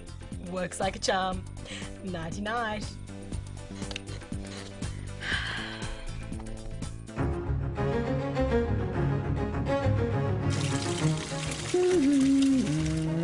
How's it? Dr. Rudy here. Casual sex is a wonderful thing. Of course, sex is wonderful generally, but it's even better when you know you'll never see the woman ever again. Unfortunately, if you're an eligible medical man like myself, some women will try and trap you by telling you they're on the pill, or they're using a diaphragm, or they're being rendered infertile by a terrible car accident, when it's all lies. So today, I'll be showing handsome professional men how to protect themselves against paternity. All you have to do is stay and cook breakfast. I know it's traditional for a man on a one-night stand to get the hell out of there as quickly as possible, but that strategy is absolutely wrong. You should always stay the night, then get up early the next morning and make a breakfast. That way you can crush up a morning after pill and spike her orange juice. Ah, there you are. I made you breakfast, darling. Drink up. Now, I know if she was lying about birth control, there'll be no little Dr. Rudy's arriving in 9 months' time. Plus, the morning after pill causes horrible stomach cramps and nausea, so she won't be pestering me about seeing her again tonight. If you want to make a clean getaway, stay just long enough to make her breakfast. Season it with the right pharmaceuticals and you need never see her again. Bye now. Bye now.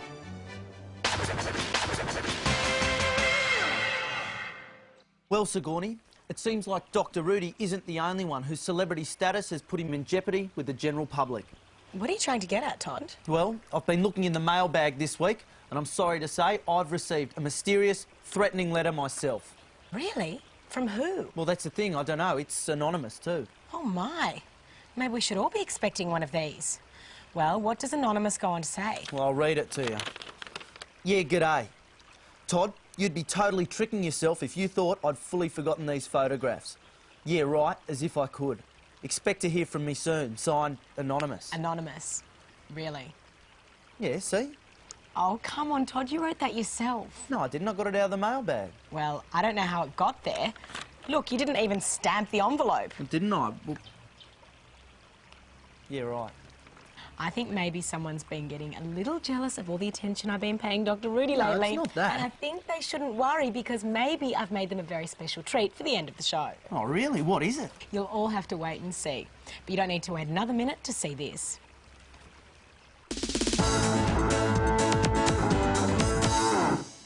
Anyway, it really bums me out bad when I see something like this.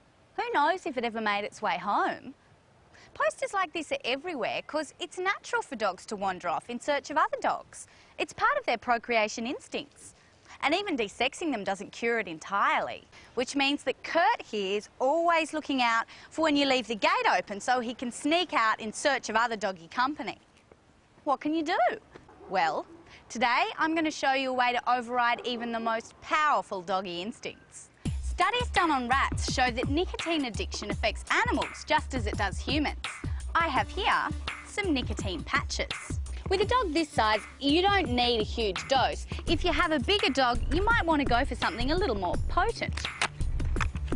Sit still, Kurt. There we are. By getting your dog addicted to nicotine, it has no choice but to be loyal to you for its daily hit. Go on. The gate's open. Run out. Run out. See? Even with the gate wide open and bitch smell in the air, Kurt is going to remain loyal to me. A nicotine patch a day keeps the dog from running away. See ya.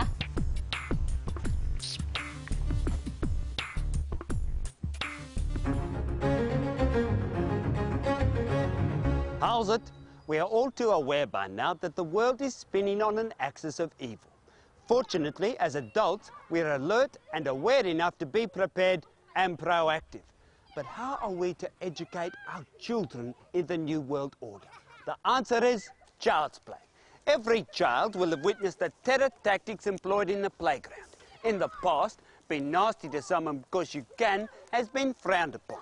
However, now that there's a bona fide war being waged against terror, it's okay to strike first. So you should encourage your child to make the first strike against bullying by becoming the bully. By encouraging your child to strike first, you can break the cycle of fear by escalating it. And don't confuse your child with mixed messages. Teach them to strike first in their personal lives too. Life is so much easier when you don't have to care for those around you. How happy your little ones will be when they understand that they can use the preemptive first strike to terminate their relationships with extreme prejudice as soon as they suspect they're not going to get exactly what they want. After all, there are plenty of potential coalitions of the willing out there. And when your treasures fully understand the subtle nuances of the first strike, they will realise that bullying doesn't stop with mere physical violence, but also incorporates mental manipulation and distraction techniques. There's a future Prime Minister. Bye now. You can't really strike first, although it would be a good idea. I mean, you can't always follow the rules. Got to break them sometimes.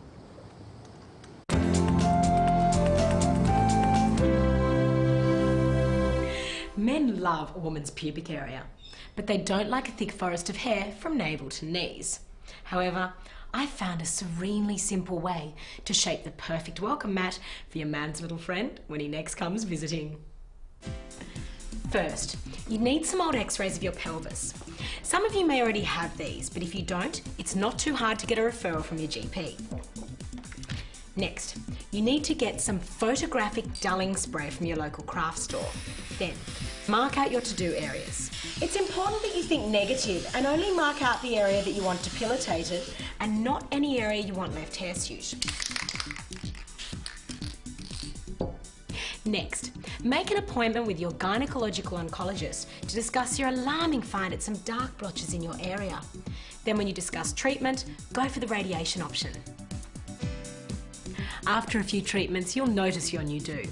This is called alopecia, and it's caused by radiation killing the cells that line the hair follicles. So there you have it.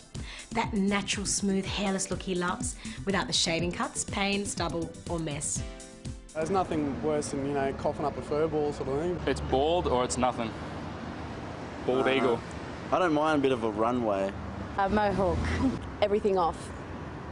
Brazilian's a bit far. Makes you kind of look like you're 10. I'm a Brazilian girl. Yeah. No, if you go down there and you get something caught in your fucking teeth, you're just like, oh. Dude, nah.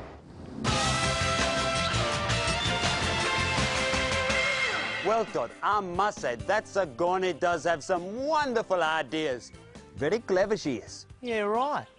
Look, Dr. Rudy, I'm just going to come straight out and ask you man to man, you know? Yes, Todd. What exactly is going on between you and Sigourney? What? Well, has something personal blossomed out of your professional relationship? My word, Todd, are you serious? I must say, I don't know what you're talking about. Oh, don't tell me you haven't noticed it, Dr. Rudy. Noticed what exactly?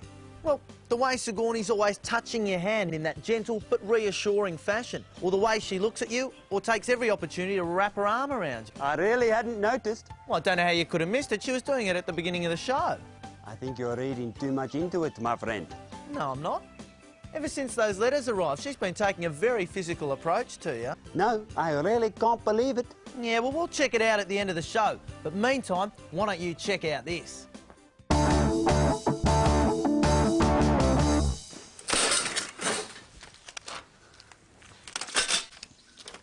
What are you doing?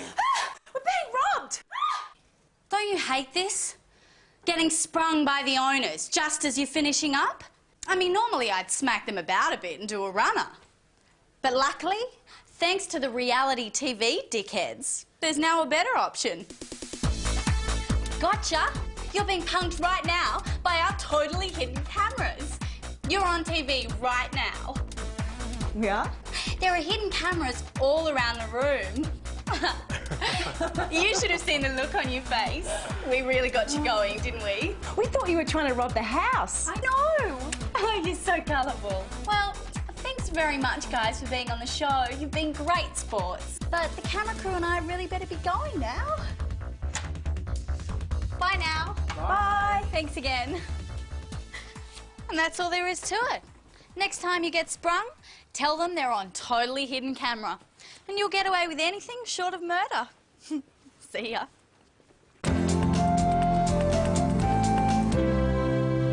There's nothing worse while perusing the news of the day than reading about the tragic death of yet another young Australian. But even more disturbing can be the accompanying photo of the recently deceased. 19-year-old Gary here was killed instantly when the car he was driving hit a tree. And the best picture his parents could give to the media was this goofy photograph that looks so out of focus, looks more like a photo after the impact than before. This is so undignified and unnecessary. And ladies, you don't want to look as bad as these parents do and get caught out as someone so unsentimental you have no decent photos of your children. That's why every modern woman should take the time to ensure that her happy memories are publisher-proof. Now, most people will go for a quick family portrait taken by a supposedly professional photographer. But I find this option fairly impersonal and actually quite tacky. What it says to people is we had to make a special effort to have this picture taken because we have no family occasions worth photographing. Not the impression you want to give at all. Of course, most modern mothers will have a collection of school snaps to choose from, but these are so formal. And if you can't afford to send your child to a private school, well, you don't want people to have third world attitudes to the death of your child. You want them to feel that their passing counts. So it's best to design a series of media memory-worthy snaps yourself. Simply gather the children together once a year and take a series of appropriate images. Ones that would be suitable to accompany the tragedy of a backyard pool drowning, to the senselessness of being the victim of yet another hit and run. And don't be afraid to accessorise with adorable touches like these fairy wings. Personalising your pictures is the key. And that's all there is to it. With a little pre-planning, you can rest in peace of mind that if tragedy does strike any of the members of your family, and the media is after a memory, you've avoided the misfortune of seeming unsentimental.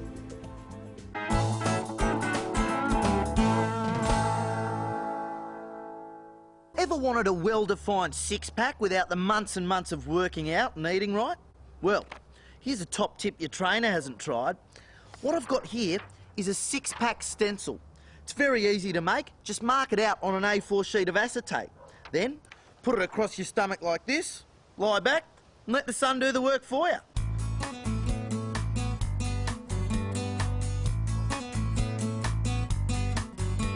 Oh, gee, got a good sleep in there. Holy schmoly, that worked out better than I thought. They look great, don't they? So there you have it. Get that body back into shape with some incredibly low-impact tanning training.